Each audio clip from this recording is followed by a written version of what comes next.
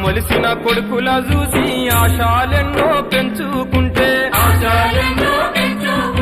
చదువుకొని గొప్పోళ్ళయి సాతారని కలలు గంటే కన్నందుకు కంటి పాపల కాటికైనా మోయాకుండా గుండె కోత మిగిలిపాయతే